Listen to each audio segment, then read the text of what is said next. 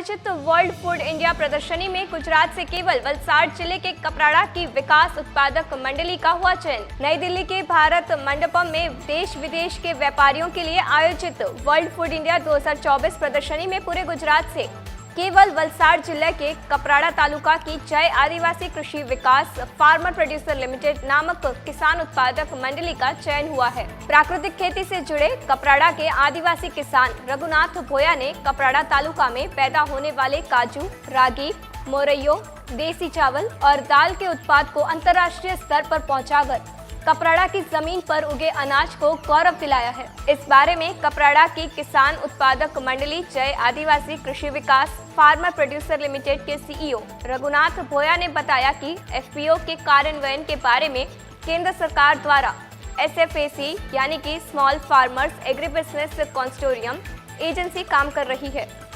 किसानों को मार्गदर्शन देने के लिए महाराष्ट्र की कृषि विकास ग्रामीण प्रशिक्षण संस्था काम कर रही है।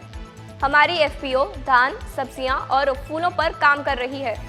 फिलहाल एफपीओ के साथ B2B यानी बिजनेस टू बिजनेस और B2C यानी business to customer market link के लिए कृषि मंत्रालय द्वारा गुजरात से एसएफएसी की एकमात्र एफपीओ को 19 सितंबर से 22 सितंबर 2024 तक नई दिल्ली के भारत मंडपम में आयोजित वर्ल्ड फूड इंडिया 2024 में अपने उत्पाद प्रदर्शन करने का मौका मिला। इस प्रदर्शनी में कपराड़ा तालुका के रागी, मोरैयो, देसी चावल, दाल और काजू रखे गए थे।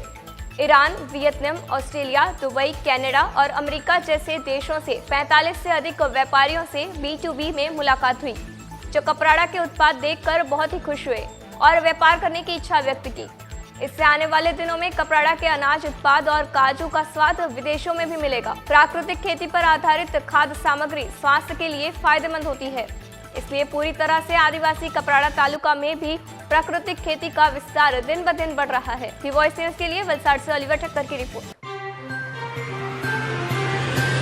खबरों में बने रहने के लिए तो वॉइस न्यूज को सब्सक्राइब करें और बेल आइकन दबाएं।